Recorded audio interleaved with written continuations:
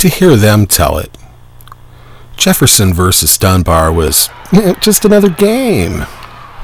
But it was anything but, as the Dunbar Wolverines beat Jefferson 72-63 Tuesday night in a non-league affair.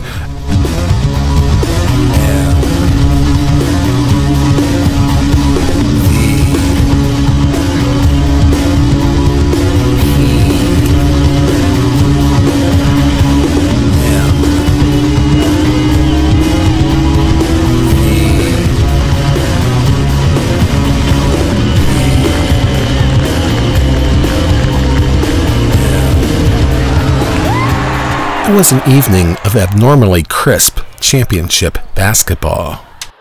Jefferson is the state's #1 rated team in Division IV, according to the JJHuddle.com power poll, and rightfully so, as they are the defending D4 champions for the Ohio High School Athletic Association. The #1 rated D2 team in the state of Ohio, according again to the JJ Huddle power poll, is Dunbar, surprisingly enough, and they too are the defending state champions, in their case in Division II.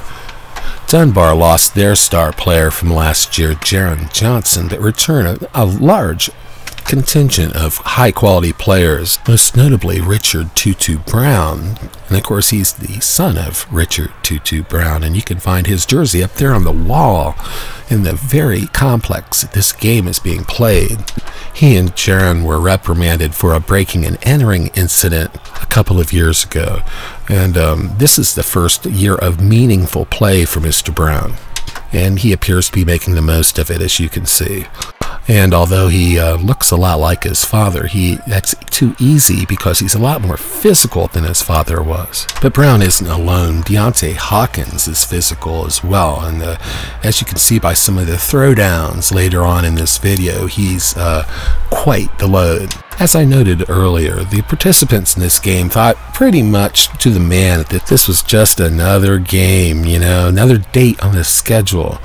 Of course, they're all just pulling your leg. Last year, Dunbar played Jefferson, and it was a 74-72 game. And the Division IV champs beat the Division II champs. So it's unlikely that head coach Pullen at Dunbar was doing anything other than pointing at this date on the calendar. Write it down.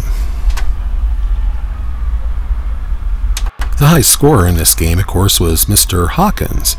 And at 6'7", he is possibly the most physical inside force in the Miami Valley.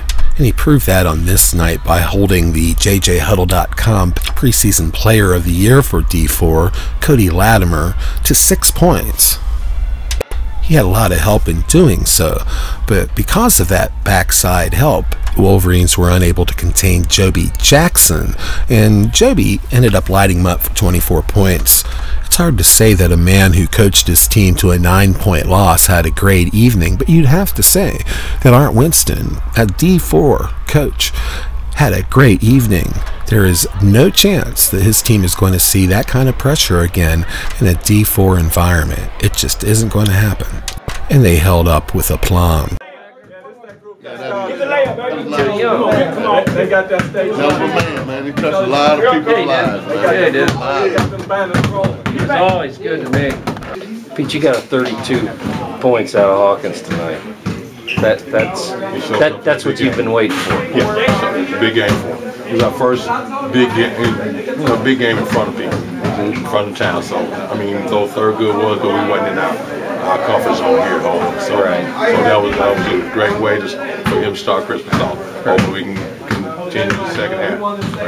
Right. Losing Gary for about a quarter, it just seems like he and Hawkins work so well together, and without him, things really kind of struggle. We lost him some, lost Keontae some, but the guys that were on the floor hung in there. Gary Wallace did a great job.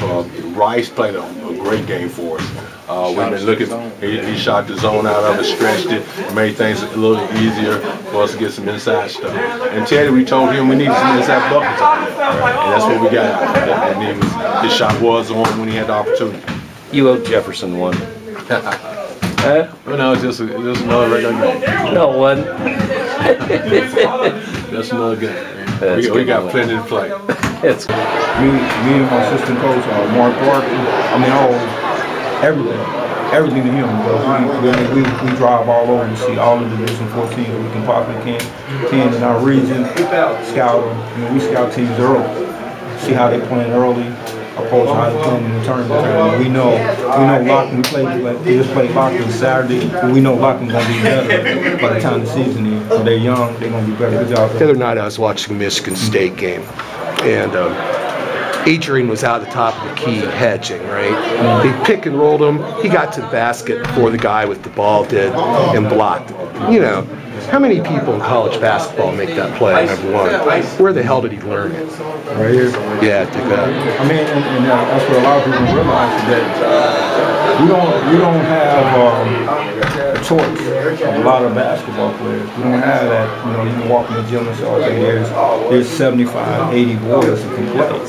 We have the kids at UC that can play.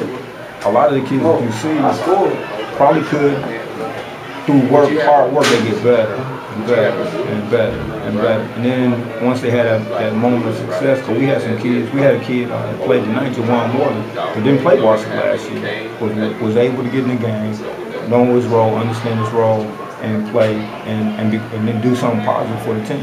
And that's what it's about. He's a senior this year. So he starts for us, but he comes in, we keep working with him in practice. And practice can be a little grueling and hard at times, but it pays off. And they see it pays off because, you know, it was state champs last year.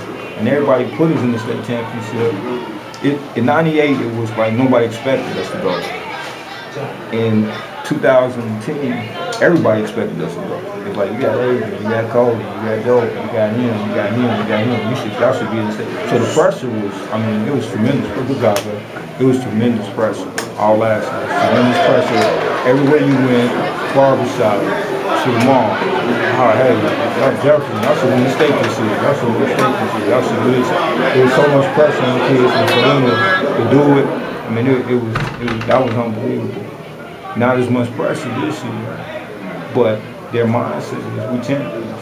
We want to be champions. We want to do it again, and that's their mindset. We want to go back to back. We want to win it back to back. Like my coach has said, it's only been one team in Division 4 history that has been back-to-back state champions. I think that's Columbus Royal. And that's, you know, that was Eli Brewster and all of them. We trying to be a part of that. So, I mean, it's a great field. We got good kids. Yeah. We got real good kids. So I'm proud of it. Just like this kid right here, Bryce Johnson, been playing varsity for 4 years. He played varsity basketball as a freshman. He's a senior.